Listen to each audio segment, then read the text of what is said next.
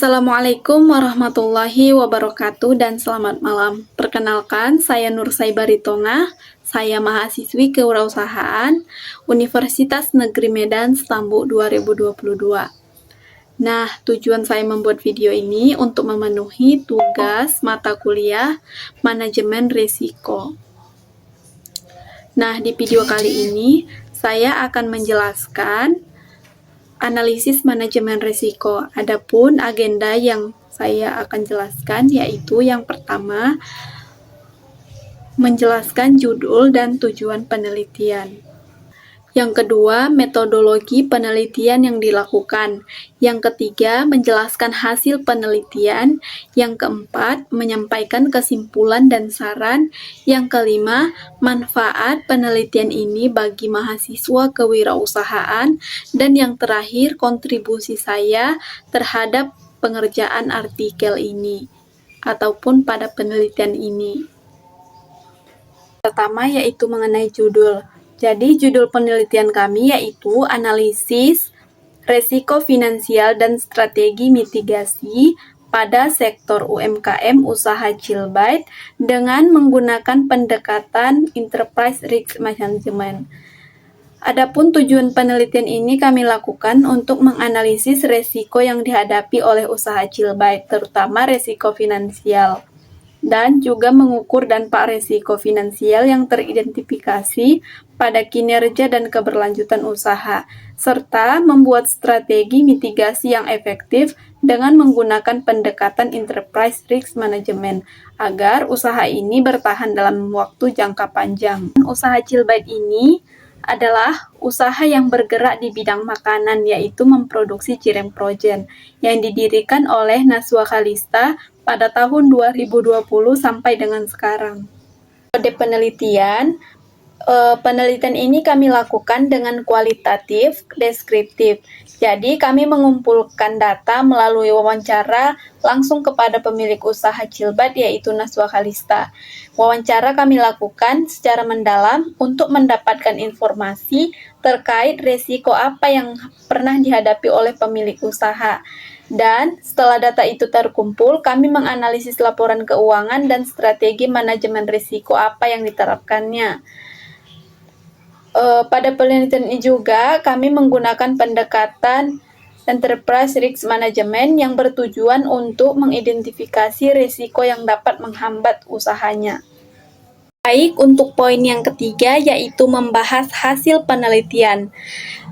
Pada penelitian yang telah dilakukan, saya menemukan 3 risiko. Yang pertama itu risiko internal, yang kedua risiko sistem, dan yang ketiga risiko eksternal.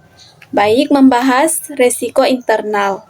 Pada risiko internal ditemukan 2. Yang pertama, arus kas yang tidak stabil. Yang kedua, surat izin usaha yang belum lengkap.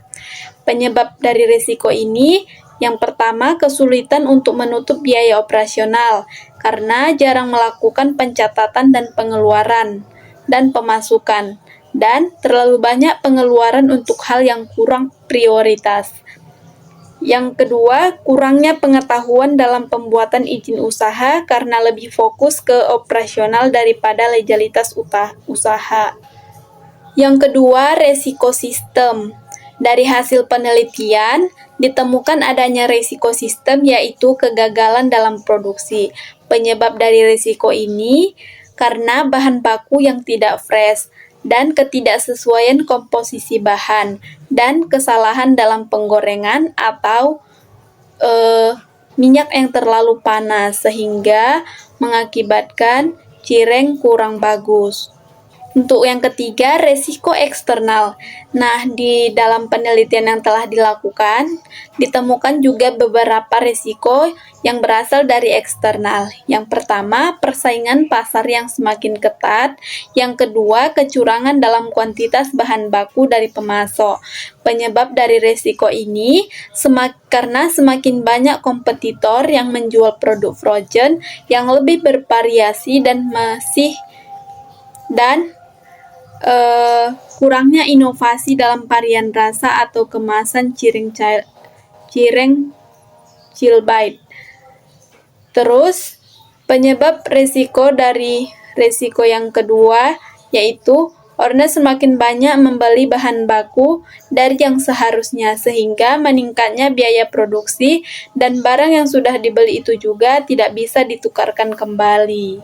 Berikutnya yaitu peran asuransi. Cara asuransi agar dapat berperan dalam mengelola risiko yang terjadi yaitu pemilik usaha bisa membeli asuransi sesuai dengan kebutuhannya, seperti asuransi properti, yang mana jika terjadi kejadian tidak terduga seperti kebakaran, asuransi itu dapat membantu mengurangi kerugian, atau asuransi sejenisnya yang dapat mengatasi risiko yang terjadi pada usaha Chillbite. Jadi, dengan asuransi, Chillbite lebih siap menghadapi risiko pada usahanya dan memastikan keberlangsungan bisnisnya dalam jangka waktu panjang. Ke poin berikutnya yaitu kesimpulan.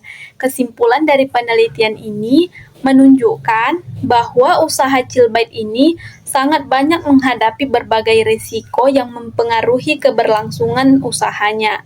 Mulai dari risiko finansial yang menjadi faktor utama yang perlu mendapat perhatian lebih. Dengan menggunakan strategi pendekatan ERM atau Enterprise Risk Management, usaha Chillbite ini dapat diidentifikasi secara mendalam dan mengelola risiko secara sistematis. Adapun saran saya untuk dalam penelitian ini yaitu usaha Chillbite mulai menangani risiko dengan baik, terutama pada risiko finansial, yaitu mengelola arus kasnya dengan ketat dan baik dengan cara memisahkan uang pribadinya dengan uang bisnisnya. Dan yang kedua, melakukan pencatatan keuangan dengan baik dan terstruktur. Gunanya itu untuk mempertahankan usaha ini agar tetap berjalan dan mempertimbangkan penggunaan asuransi bisnis sebagai mitigasi risiko yang akan dihadapinya. Poin berikutnya, manfaat penelitian ini bagi mahasiswa kewirausahaan. Menurut saya, manfaat ini sangat banyak bagi mahasiswa kewirausahaan. Yang pertama itu, agar mahasiswa menjadi tahu bagaimana cara menganalisis risiko apa saja yang akan terjadi pada bisnis yang akan dijalaninya. Yang kedua, mahasiswa bisa memahami konsep dari enterprise risk management yang diterapkan pada bisnisnya, terutama UMKM. Dan yang ketiga, menambah wawasan mahasiswa tentang pengelolaan keuangan atau arus kas agar tetap stabil. Dan yang terakhir, memberikan wawasan tentang tantangan nyata yang dihadapi oleh usaha UMKM dan cara mengatasinya, dan bisa menerapkan strategi manajemen risiko ini dalam bisnisnya sendiri. Tentang kontribusi saya dalam penelitian. Jadi, pada penelitian ini, saya berkontribusi dalam wawancara langsung kepada pemilik usaha Chillbite yaitu Naswa Khalista, dan memberikan saran mitigasi pada risiko yang terjadi pada usaha Chillbite. Selain itu, di dalam penyusunan artikel, saya berkontribusi dalam pembuatan pendahuluan yang memuat latar belakang dari penelitian yang telah kami lakukan, serta kesimpulan dan juga saran. Mungkin secara keseluruhan kontribusi saya sebesar 45%. Mungkin itu saja materi atau hasil penelitian yang dapat saya sampaikan. Kurang dan lebihnya saya mohon maaf.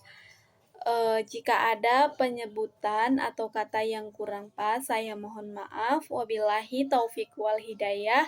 Wassalamualaikum warahmatullahi wabarakatuh.